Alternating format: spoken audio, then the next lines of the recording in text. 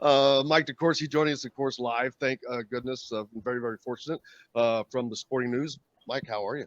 I'm doing great. Happy to be at Big Ten Media Day again. Looking forward to another season at BTN. It should be a really compelling season because there's so little known. Even Indiana, which has been getting universal acclaim, nearly universal acclaim as the league favorite, there still are significant questions about them. They have the best player in the league. I don't think there's much debate about that. Hunter Dickinson's terrific, but I don't think he's Trace. So there's that, and they have a lot of veteran players. Who wouldn't want Race Thompson on their team? But there are questions about the perimeter shooting. There's questions about the consistency of the point guard play. The last 2 years have been great, really great. Even though in the end the NCAA tournament performances weren't outstanding. The conference year, and I think too many people forget. Like that's how we spend out of the months of the college basketball season: November, December, January, February, March. You spend 40% of that in conference play plus the extra week, so it's a little bit more than 40%. And let's not forget about how much fun that was. The last 2 years were fantastic. And I've written this, and I really believe this, and I think that the data shows that having a league like that is hard on your league, and you get to March. And it's more difficult for you because you've spent so much time trying to contort yourself to deal with nightly competition that by the time you get to March, you're kind of out of ideas. You're tired. We've seen this, and it's interesting. People now try to make the case. I was thinking about this on the way over. Make the case. Well, the ACC had this great tournament, so look how great they were. Notre Dame was the ACC's fourth or fifth team in. Okay. Rutgers was the Big Ten's ninth. They were the last Big Ten team to get in, basically, and they went to overtime in a first four game. So that's like your fourth or fifth best against the Big Ten's ninth or 10th best, and that's how close it was from here to here. So you want to rewrite the history of the league because they didn't perform well in the tournament. No, I'm not buying that because the years when your league is really hard is the years when you don't make the tournament runs. Back to the Big East in 2011. I think that's the perfect example.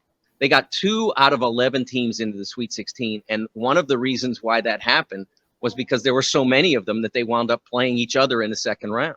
So they had to be a Big East team in the Sweet 16 when Connecticut played Cincinnati. It had to be. It had to be one or the other, and Marquette played Syracuse. One of them had to win. That the Big Ten didn't quite get that many teams, so they never quite to that situation. So that inevitability wasn't there. I was reading last night the official, unofficial poll for the Big Ten, and it's 5, 6 teams deep. Indiana, we talked about. Illinois, they've reloaded. People, if you don't think so, you're wrong. They hit the portal and they have restocked. Michigan has their talent. Do you think Tom Izzo forgot how to coach? And I saw in the offseason, he's landed a great recruiting class. Maryland, they still a great recruiting class. Not sure that they're quite there. Ohio State, they look like they've fallen off. And then Wisconsin, you can't count them out. Iowa's got another Murray kid. So there's his brother, he went from 8 points a year the following year to 23 and player of the year. So talk about unknowns. Exactly. I don't know what Iowa's going to do. I don't know how Patrick McCaffrey is going to shine. So that's pretty deep of teams that I'm pretty sure that are going to be pretty good. Pretty good. No, it looks like we lost Jim's microphone there. We got we lost on you. Mute. Team, but there we go. They'd have to screw it up to not be a really good team. That was last year. This year, you have more of that. Things. Everybody's got to take care of their business, and November and December are huge for the league this year because of that uncertainty. You can have a great performance even. Yeah, we got him come out and be ready to go. So I think the practices that are happening now are really important for the league because they have to be ready to go when they get into the Gavitt games, and then subsequently, not long after that, the ACC Big Ten Challenge. I think they have. if they can come close to breaking even in those two challenges, I think the league will have a really nice, solid year in terms of getting 6, 7, 8 teams in.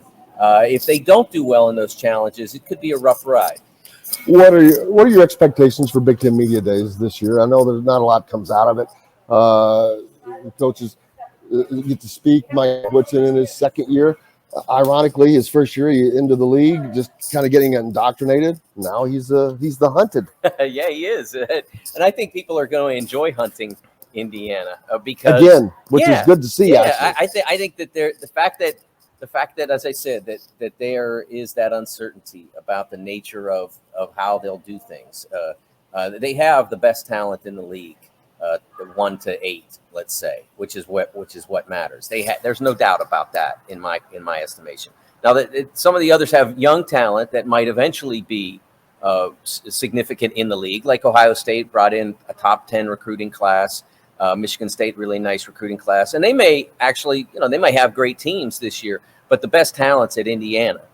So this is a chance for them and again, goes back to that start of the year, be ready to go at the start of the year. And Indiana, for the first time in a while, has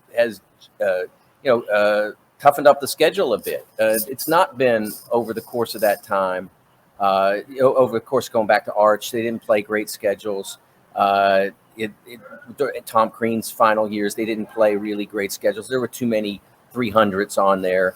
On occasion, you would have really strong opponents, don't get me wrong, but generally not schedules that rated high according to Ken Palm or according to the net. So this year, that's getting amped up. Yes. And so this is an opportunity for them. And if they're ready to go, they can strike a blow for the league and certainly for themselves. And now, though, they have to learn how to win closeout games. I know that was probably their biggest problem last year besides shooting, because they could have won their games. They should have won.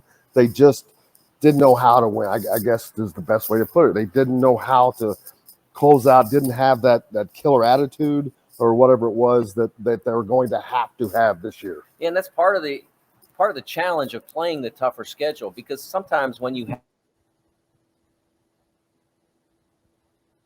for learning how to win. And, you don't want to play the 355th team, but if you can play the 150th team, you can still learn how to win while playing a team that, if you do things right, shouldn't beat you.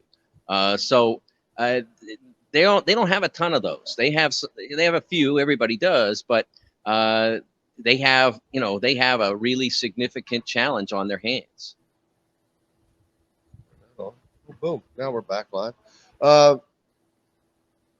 Let's check the schedule. When do you have to go outside, Mike? It's 9:05. When we're done. Just want to make sure. Kevin Warren will be speaking this morning. Nothing earth-shattering I expect to hear from him? I don't think they're going to add any more, at least not today. I don't think they're going to be adding any more UCLAs or USCs. He's got he's very good at sending out a message about the things he wants to talk about. The terrific work they've done with the mental health initiatives and things like that. They've got a new director of basketball, vice president of basketball. They just announced today. And so that, I think that's an important step for the league, to make sure you have separating from Rick Boyages, make sure you have someone in here who can do a great job with the officiating and other elements of the basketball competition. So there's a lot of important league business to talk about, no question. And, USC and UCLA are on the way, but they're not here yet. So I'm sure there will be questions about that as well.